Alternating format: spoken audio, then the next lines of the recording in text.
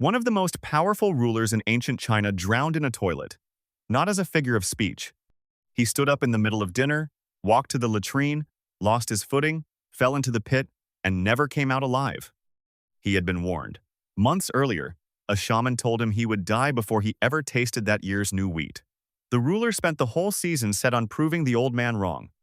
When the harvest finally came in, he had the wheat cooked, called the shaman in to watch him eat it, and had the man executed for lying. Then he picked up the bowl. He never got the first bite to his mouth. His stomach turned, he rushed for the toilet, and the prophecy came true in the most undignified way a prophecy ever has. That was 581 BC, and it is not even the strangest death in this video. Ahead of it is a king struck by lightning on a hunt right after he fired arrows at the sky, an emperor who lived through an assassination only because the women strangling him tied the knot wrong, and a ruler who swallowed what he was told would make him immortal, and died of it instead. None of this was invented. The men who wrote these deaths down were the official record keepers of the most heavily documented civilization in history, and modern laboratories keep digging up their accounts and confirming the parts nobody believed. To see why these stories feel impossible, start with how dangerous the job actually was. For most of human history, ruling China was one of the deadliest occupations a person could hold. Researchers who studied the lifespans of more than 200 emperors across 2,000 years found that the average one died at around 41. Buddhist monks of the same centuries lived, on average, into their late 60s. Even the servants who waited on emperors outlived them. The men with absolute power over the largest population on Earth were dying decades before the people who swept their floors. The causes are not mysterious. Roughly 2 out of every 3 emperors died of illness. Nearly 3 in 10 were murdered. A smaller group drank themselves into the grave, and a stubborn handful poisoned themselves on purpose, by accident. That last group needs explaining, because it runs through this whole list. The richest and most powerful men alive were terrified of dying, and they paid alchemists to brew elixirs of immortality. Those elixirs were often built on cinnabar, a beautiful blood-red mineral that happens to be mercury sulfide. They were swallowing poison in careful doses because someone had promised it would let them live forever. Some kept it up for decades. It may be the longest-running fatal mistake in recorded history. This was not a fringe idea. The logic felt almost scientific at the time. Heat cinnabar and it gives up shimmering liquid mercury. Recombine that mercury and you get the red mineral back. A substance that seemed to die and return looked, to an ancient mind, like the secret of life. Gold never tarnished. Mercury weighed like stone, but flowed like water. To men hunting for permanence, these were the most lasting things in the world, so they ate them. The qualities that made the minerals look immortal were the same qualities that made them lethal. The first emperor on this list believed it. So did one of the last, 2,000 years later, after every corpse in between had failed to change his mind. 1 point of honesty before the countdown. 2 of these 10 were not emperors at all in the strict sense. The word we translate as emperor, Huangdi, did not exist until 221 BC, when the man who unified China coined it for himself. The ruler who drowned in the toilet was a duke. The one killed by lightning was a king. They belong here anyway, because the deaths are too strange to leave out, and because the pattern is older than the throne. Almost everything ahead comes from official sources. The Zhuojuan, China's earliest narrative history. The records of the Grand Historian, written by a man the emperor had mutilated, who refused to soften the truth even so. The dynastic histories, the court diaries, none of it is gossip. It was the closest thing the ancient world had to a permanent archive. And every so often a modern laboratory digs up one of these accounts and confirms the part nobody believed. We are about to cross almost 3,000 years, from the Bronze Age to the edge of the modern world. The cities change. The clothes, the weapons, the borders, all change past recognition. The way these men die barely changes at all. Start where the record itself starts. 10. The king who declared war on the sky. Long before there was an empire, there was a Shang king named Wu Yi, and Wu Yi had a problem with heaven. This was the 12th century BC, more than 1,000 years before the first emperor. The Shang were the earliest Chinese dynasty whose writing we can still read, and they were intensely religious. We know that from the objects they left behind, tens of thousands of ox bones and turtle shells, scorched until they cracked, each one carved with a question for the ancestors or the high god. Whether to go to war, whether the harvest would hold, whether a toothache meant the gods were displeased. The king was the link between the living and the dead, and little got decided without checking the other side first. Wu Yi decided he could do without the middleman. The records of the grand historian says he filled a leather pouch with blood, strung it up high, and shot arrows into it. He called the game Shooting Heaven. He also had a figure made to stand in for the god of the sky, gambled against it as though it were a man, and when the figure lost, he had it insulted and defiled. You can read that as madness, or as politics, a ruler humiliating the priests who kept a leash on his power. Either way, the chronicle is blunt about the ending. On a hunting trip between the Yellow and Wei rivers, the sky opened and a bolt of lightning killed him on the spot. So, did a king really die taunting the heavens and then get struck down by them? The lightning cannot be verified, and some scholars think the whole scene was invented later, that a king who tried to break the priesthood's grip was smeared after death. His memory rewritten so heaven itself appeared to pass judgment. Others suspect something duller, that he died in battle or of illness near those rivers, and the lightning was added in the retelling. What holds up is narrower. The keepers of the record judged this story worth preserving. A king who picked a fight with the sky and lost in the most literal possible way. It is the oldest cautionary tale in the Chinese canon about mocking what you do not understand, and it sets the tone for everything that follows. In these accounts, arrogance is never abstract. It shows up as a corpse. 9. The Duke and the Wheat. The man from the opening has a fuller story, and the full version is stranger than the ending alone. His name was Ji Ju, remembered as Duke Jing of Jin, ruler of a powerful state in the spring and autumn period, centuries before any unified empire. This was an age of dozens of rival states, endless shifting alliances, and near constant war, and Jin was one of the heavyweights. Duke Jing fought the southern power of Chu and the eastern power of Qi. He won some and lost some, moved his capital, and wiped out a rival clan. By the standards of a brutal age, he was a capable ruler. None of that is why anyone remembers him. They remember the death, and the Zuo Zhuan tells it like a ghost story. The Duke dreamed of a furious spirit, the ancestor of the very clan he had destroyed, that broke through his palace gates to reach him. Shaken, he called for a shaman. The shaman looked at him and said he would not live to taste the new wheat. The Duke fell ill. He dreamed his sickness had turned into two small boys, hiding in the one spot in his body that no medicine could reach, the space between the heart and the diaphragm. A celebrated physician confirmed it. The disease had settled where no needle, no drug, no treatment could follow. That image, the illness lodged in the untouchable place, survives in Chinese today as a set phrase for any problem that has gone past saving. Then the harvest came in, and the Duke was still breathing. Certain he had beaten the curse, he had the fresh wheat carried in and summoned the shaman to watch him eat it, then had the man executed for lying. He lifted the bowl, his stomach cramped. He rushed for the latrine, fell in, and drowned, with the proven prophecy sitting untouched on the table.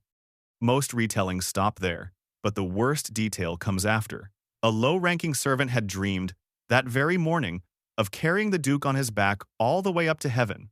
So when they fished the body out of the pit, that servant was chosen to carry it, and then buried alive alongside his master to make the dream come true. One ridiculous death produced a second one. The record states it flatly, with no comment at all. That was not the historian reaching for shock. Burying the living with a dead ruler was a real practice in this period. Attendants sent into the grave to serve their lord in the next world. The servant's lucky dream of rising to heaven became the reason he was killed and sealed underground. He dreamed of carrying his master up. His reward was to be carried down. The Zuo Zhuan sets the two facts side by side and leaves the rest to you. 2 deaths down, and the word emperor still does not exist. The man who invented it comes next. He did not die dodging a prophecy. He died chasing the one thing no prophecy could ever give him. 8. The first emperor and the river of mercury. Qin Shi Huang unified China in 221 BC, coined a fresh title for supreme ruler, standardized the writing and the currency, and pushed roads across the country. He began the Great Wall system that still carries his shadow. He may be the most consequential single ruler in Chinese history. He was also terrified of dying. So he hunted immortality with the resources of an empire. He sent expeditions across the sea to find the islands of the deathless. The most famous of them, led by a court magician named Shu Fu, set out east with thousands of young men and women to track down an immortal sage and his elixir, and never returned. Maybe Shu Fu drowned. Maybe he founded a colony somewhere over the horizon. Maybe he simply swindled the most dangerous man on Earth and ran. The emperor kept waiting for a ship that never came back. Closer to home, his alchemists handed him something he could actually take.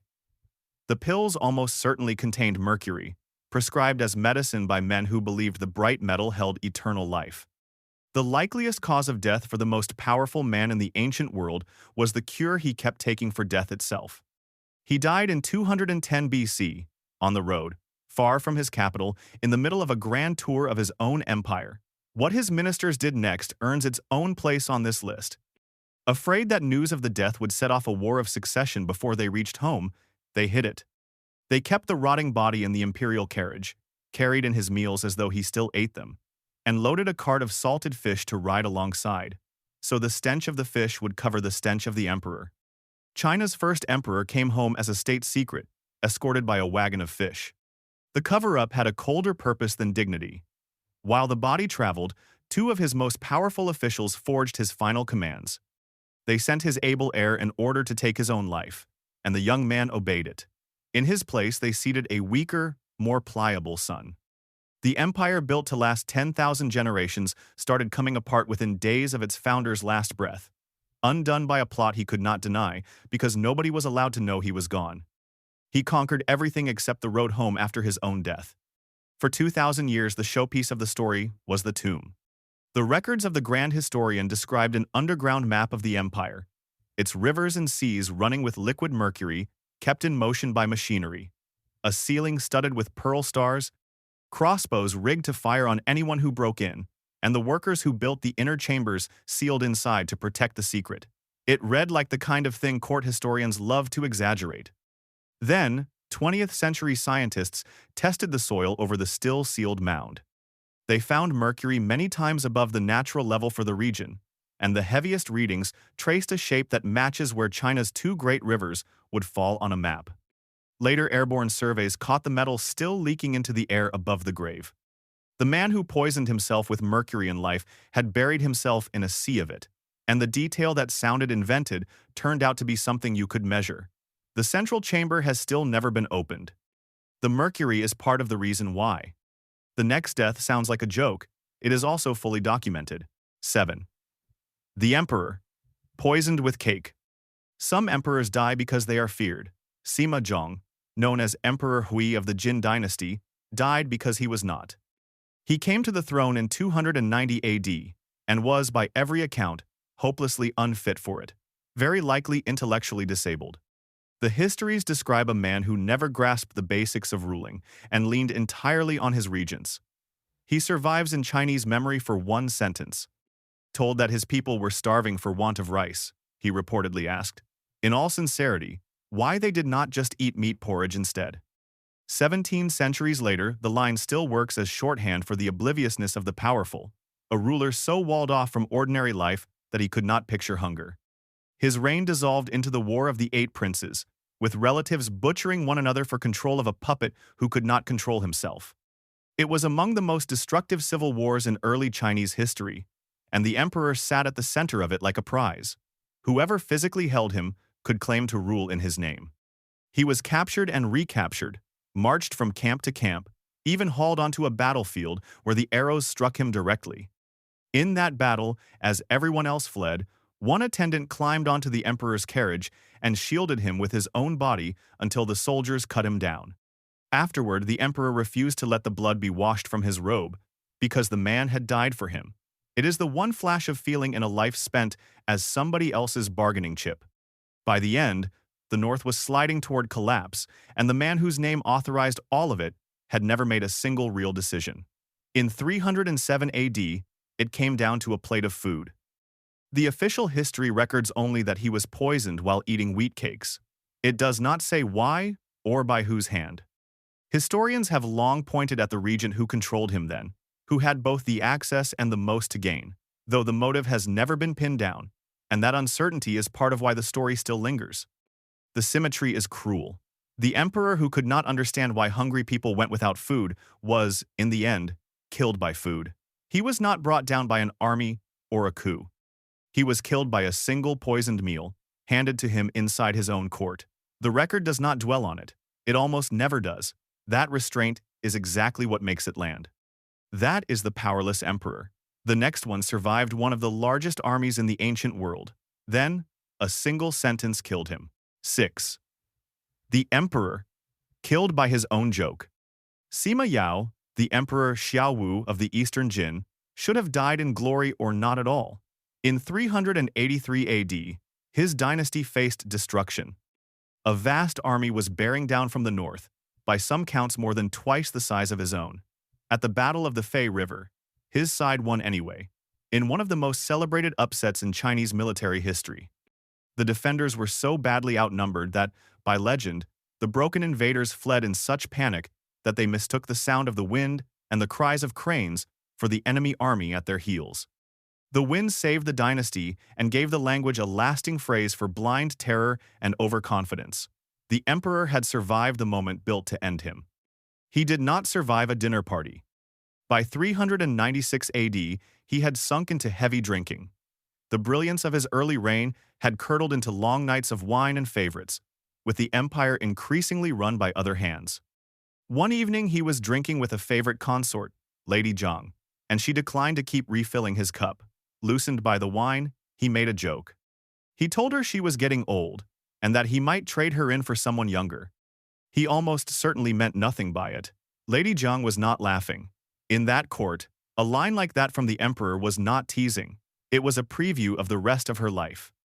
So she waited until he had drunk himself to sleep, bribed the attendants, and had them smother the most powerful man in southern China under his own bedclothes.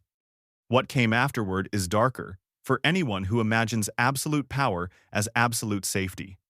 Lady Zhang had also paid the staff to report that the emperor had died quietly in his sleep, so for a while that was the official story. No investigation followed. A man who had turned back an invasion was killed over a drunken quip, and the record at first said that nothing had happened at all. He had everything. One bad joke, at the wrong moment, to the wrong person, took all of it away. 6. Down. We have crossed from the Bronze Age into the medieval world, and the deaths keep getting more intimate. The next emperor was not killed by a stranger or a soldier. His own son did it, over a woman the son was promised to marry. 5. The emperor who lost his nose. Li Yuanhao founded the Western Sha, a tough state on China's northwestern frontier in the 11th century. He was a real empire builder. He commissioned a complete writing system for his people, thousands of dense original characters, rebuilt his armies, and fought the mighty Song so hard that the richest empire on earth agreed to pay him for peace. He ruled as Emperor Jingzong, a self-made sovereign on land everyone else had dismissed as backcountry. Then he made a choice his hardened court could not swallow. In 1048 his son, the crown prince Ningling Ge, was engaged to be married. Li Yuanhao met the young woman, was taken with her beauty, and claimed her for himself, installing his son's bride-to-be as his own empress. There is humiliation, and then there is that. What followed was part raw fury and part palace scheme. The prince's anger was real, but he was not acting alone. A powerful chancellor at court had his own reasons to want the old emperor dead. One night in early 1048, with Yuanhao drunk, the prince reached him with a blade. He did not kill him outright. What he did was cut off the emperor's nose. Li Yuanhao survived the attack. He did not survive the wound. In an age with no antibiotics, a deep facial wound was a slow death sentence, and within days the founder of the Western Shia was gone, disfigured and bleeding, undone by the price of taking his own child's bride after years of Song armies had failed to touch him. The dynasty he built would outlast him by nearly 2 centuries. He personally lasted only a few more days. The aftermath reads like a trap closing. Terrified that he might actually have killed his father, the prince ran to that same chancellor for shelter, and the chancellor calmly turned him in as the assassin. The prince was executed. The emperor died of the wound days later. The throne went to a 1-year-old boy, the chancellor's own infant grandnephew, with the chancellor and the new empress dowager running everything from behind him. The shape of it is plain enough.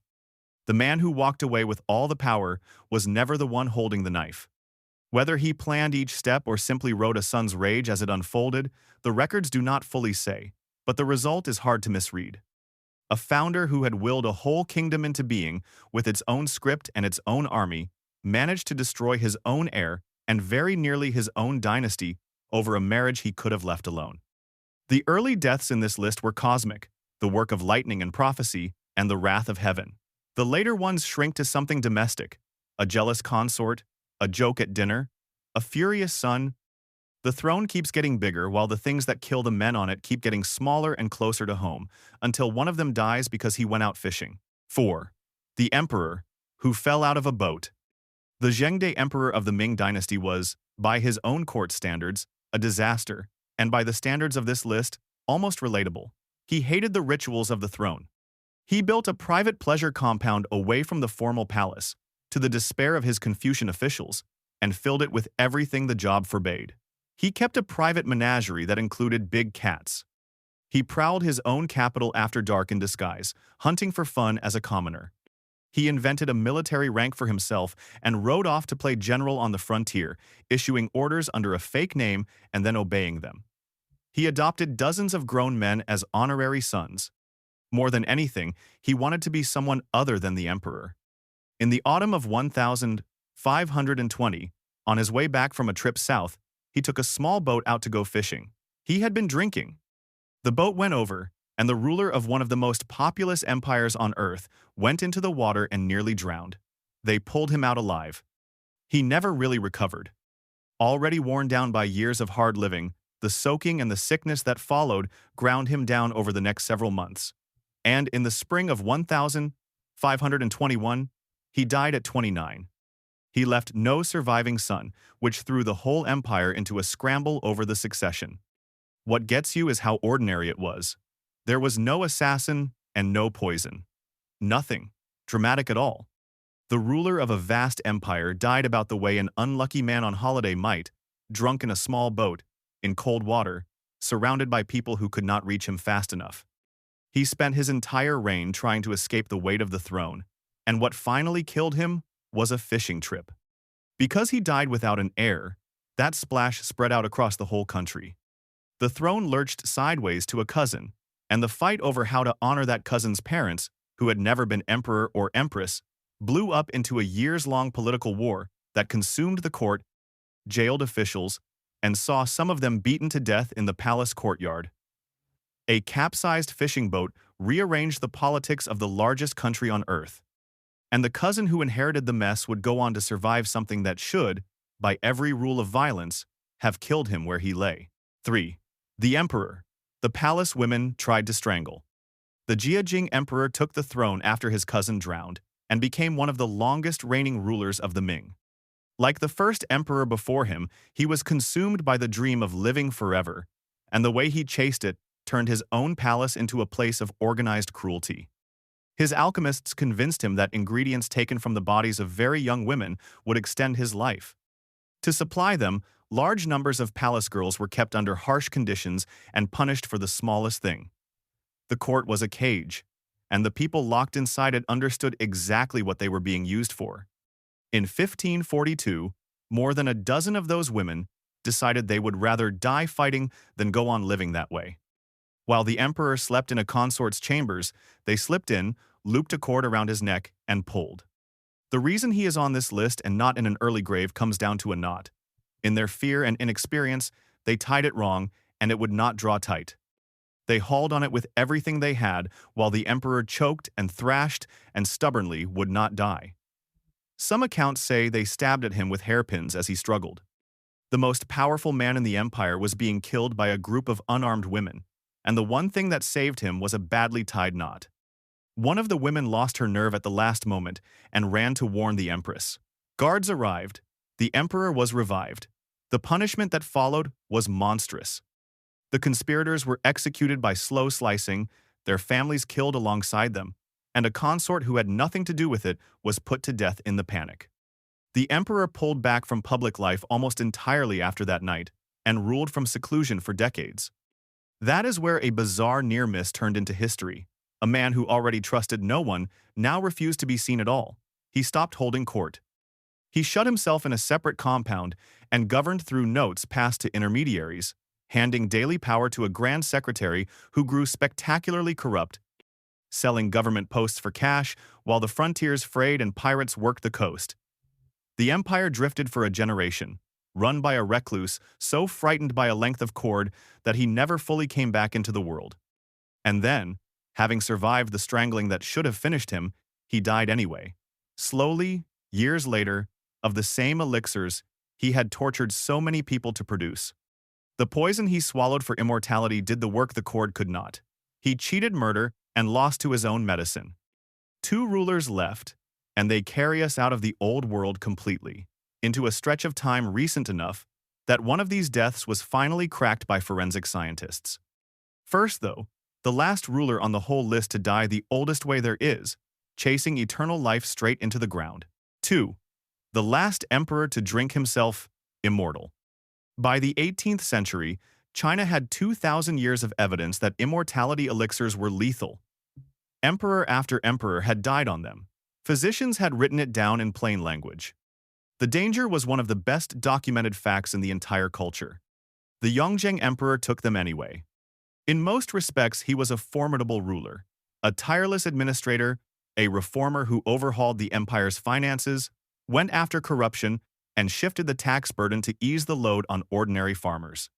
He drove himself without mercy, up before dawn, and buried in paperwork late into the night. This was no idler like the fishing emperor, and no recluse like his Ming predecessor. He may have been the hardest-working ruler the dynasty ever had.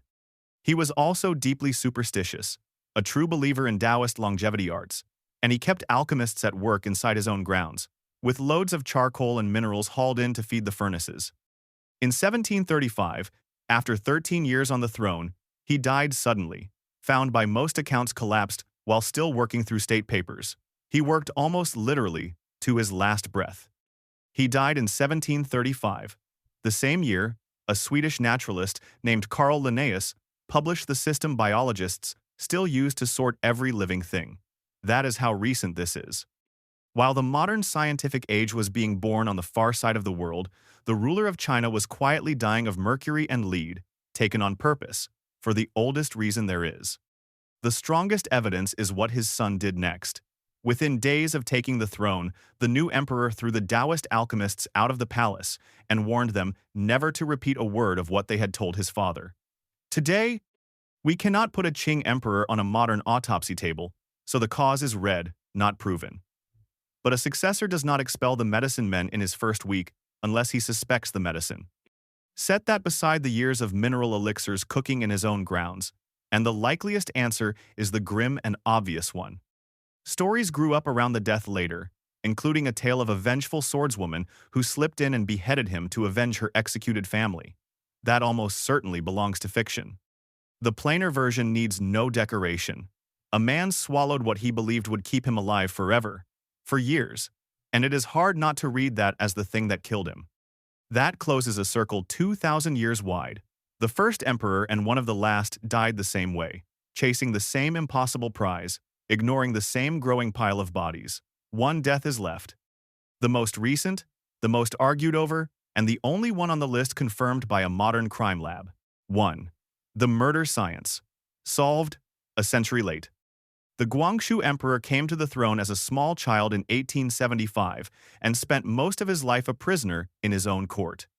The real power sat with the Empress Dowager Cixi, his aunt, who had also adopted him as her son, and who had run the Qing court for decades. As a young man, he made his move. In 1898, with China reeling from military defeat and foreign pressure, he launched a sweeping program of reform: new schools, a remade bureaucracy, a push toward a constitutional state. It lasted about 100 days. Cixi and the conservative court crushed it, executed several of his leading reformers, and shut the emperor away on a small island inside the palace grounds, reachable by a single bridge. For the last 10 years of his life, the Son of Heaven was, in practice, a captive. He died in November 1908, still in his 30s. The official record blamed natural causes after an illness. The detail that turned rumor into a century of suspicion was the timing. He died barely a day before Cixi herself. The frail, caged reformer and the aging woman who had caged him went within a day of each other. People muttered murder from the start. They could not prove it. Then, in 2008, a full century later, a team of forensic scientists and atomic researchers opened his tomb and tested what was left of him. They examined his hair, his bones, the clothes he was buried in, and they ran a clever check. They measured his arsenic against his wife, buried in the same tomb, and against a court official from the same era. If the tomb were simply contaminated, every reading would climb together. They did not. The numbers were staggering. His body held a huge quantity of arsenic, and the levels in his hair ran far past his wife's, far past the official's, and around 2,000 times above normal. This was not the slow, even buildup of long exposure. It was a single, massive dose, lethal, with the heaviest traces gathered around the stomach area of his clothing. After 100 years, the answer was no longer a rumor. It was a measurement. The emperor had been poisoned. What the science could not deliver was a name. The leading suspects are the dying Cixi, afraid her reforming nephew would outlive her and tear down everything she built, her most powerful eunuch, fearing revenge, and an ambitious general with everything to gain. A motive for each of them. Proof against none. The most modern death on this list is also the most unsolved, a documented murder of a head of state, the poison measured to the milligram. The killer lost for good in the 100 years it took to find the truth. And that carries us back to where we started, to a man who fell into a toilet, because the prophecy he tried to outrun caught up with him at the dinner table. It is easy to laugh at all this, and some of it is genuinely absurd. But look at what these men actually had in common. It was not stupidity. Several of them were brilliant. Qin Shi Huang built a state that outlasted him by 2,000 years. Li Yuanhao conjured a written language out of nothing.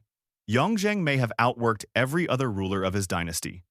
What they shared was a quieter belief that power would shield them from the ordinary hazards of being alive, from a wet floor, or a frightened person in the room, or their own failing bodies. From death itself, it never did. The bigger the throne, the stranger the fall. Because the higher you stand above the ordinary world, the more shocking it is when the ordinary world reaches up and pulls you down. And the part that keeps proving itself is the record. The people who wrote these deaths down were not inventing flattering myths. They were keeping the account as carefully as their age knew how, and the account kept the latrine, the joke, the loose knot, the cup of poison. It said a tomb ran with rivers of mercury. It said a king was struck down for shooting at the sky. For centuries, the comfortable assumption was that the unbelievable parts were exaggeration. Then the laboratories went looking and found the mercury exactly where a 2,000-year-old text said the rivers would be, and the arsenic exactly where a murderer would have put it. The record keeps turning out more honest than we expected, which is a slightly unsettling thought when you consider how many stories we still wave off as too strange to be true. One of these is still open. We know, down to the milligram, what killed the last emperor on the list. We have no idea who did it. 3 suspects, 3 motives, not a shred of proof, a case solved and unsolved in the same breath. So if you had been standing in that court in 1908, weighing the empress, the eunuch, and the general, who do you think held the cup? Tell me below. I read them. If you want to keep walking through the corners of Chinese history that sound invented and turn out to be real, that is exactly what this channel is for.